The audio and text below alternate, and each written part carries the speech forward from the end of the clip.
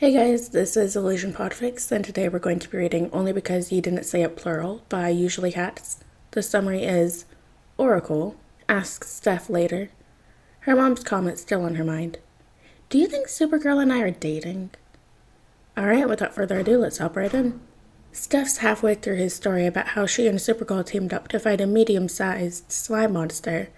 I would have called it a giant slime monster, but Kara said she's seen bigger ones. When she notices a funny look on her mom's face. What is that? She asks, worried. I thought you were cool with the whole... She makes air quotes with her fingers. Superhero thing? Oh, honey, I am, her mom replies quickly. I just want you to know. It's okay that you have a girlfriend. What? Steph asks, perplexed. Girlfriend what now? Her mom looks even more uncomfortable. I thought you and Kara, you've been spending so much time with her. And you've told me so much about her. I just thought, no. Kara's really great, but we're not. Why don't conversations have an opt-out button for moments like this? Steph thinks desperately. I mean, it's cool that you'd be cool with it, if we were, but we're, not. Oh, says her mom awkwardly. I should probably go fight some crime, says Steph quickly. See you later? She kisses her mom on the cheek and runs upstairs for the safety of her Batgirl suit. Oracle? Asks Steph later, her mom's comment still on her mind. Do you think Kara and I are dating? I haven't ruled it out as a possibility. Watch out, that ledge is entirely... Never mind. Steph tries to make it look like she was aiming for that gargoyle all along. We're not, Okay. Just wanted to clear that up. Uh-huh. I can hear you looking at me. Steph's ongoing battle with the masonry of Gotham City is interrupted when Batman calls her to help him and Robin out. She swings across town to find Robin knee-deep in steampunky alien robots.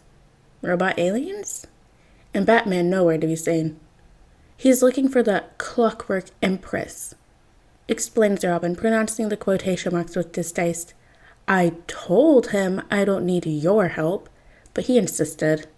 He sniffs and dodges a clockwork high kick with ease. Steph rolls her eyes but plunges into the fray, taking a robot out in a shower of cogs and tiny springs.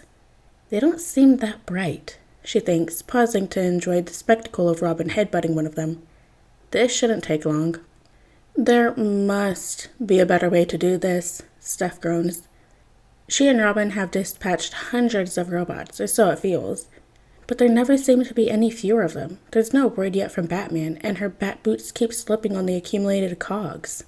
Perhaps you should call your super girlfriend. Robin calls back. Steph honestly can't tell if he's serious or sneering. Kara's not my girlfriend, she yells, ducking a mechanical arm and kicking its owner into a pillar. Tch, sniffs Robin, taking out two with his staff. I should have known she was out of your league. I could totally date Kara if I wanted to, snaps Steph. She's not entirely sure if that's true, but she's damned if she'll let Robin see her riled. Hours later, or so it feels to an increasingly cranky Steph, Batman finally manages to handle the Clockwork Empress, and with the steampunk robot aliens vanquished, they all retreat to the Batcave for a quick debrief. Very quick, as Steph has an early class the next morning, and Damien is so tired he isn't even pretending not to be. Much. Maybe I should have called Supergirl after all, Steph comments ruefully as the three of them break up. We could have been done hours ago. She would certainly have been more help than you, Damien snarks automatically as he stomps off towards the stairs that lead back to the manor. Steph shakes her head and turns to go, but Dick, still in the bat suit but with the cowl pushed back so that she can see his face, takes her arm. Steph, about you and Supergirl, he begins. I just wanted you to know... He's so obviously trying to be sensitive. Steph would think it was cute if she wasn't so annoyed by this point. We are not dating. Why does everyone think that? And even if we are, it's no one else's business. Okay. Well done, Steph. Pick Batman to take your frustration out on. Sorry, didn't mean to snap. Just been getting that a lot today. He makes a sympathetic face. No problem. Just wanted you to know that you don't have to hide stuff like that from me, okay? Theoretically speaking. Now she feels really guilty. Okay, yeah, thanks. She mumbles and makes her escape. She's still thinking about it the next day, so she does what any right-thinking superhero would do in this situation. Goes for coffee with her unexpectedly in-town best friend, which, as it turns out, is not as soothing as she expects it to be. And even Batman was trying to be all sensitive about it, she says, which, okay, Dick, not Bruce, so not as weird as it could have been, but honestly, Cass, why does everyone think that Kara and I are dating? Cass cocks her head at Steph. Not you two. You talk about her a lot, says Cass, breaking off a bit of her apple Danish. A wicked glint appears in her eyes. Supergirl's so strong. Her hair is so pretty. Okay, 1, I do not talk like that. And 2, she is strong, and her hair is pretty. Cass laughs, but then her expression softens. You and Supergirl would fit well together, she says, putting her hands on Steph's, if that's what you want. Steph can tell she means it, and despite everything, it kind of makes her want to hug her. But there's a table in the way, so she settles for squeezing her hand and stealing a bit of her pastry instead. That evening, after class, Steph is curled up on her bed contemplating the added weirdness of her life at the moment, and also whether she should paint each of her toenails a different color. Pros, super cute. Cons, not exactly visible under bat boots.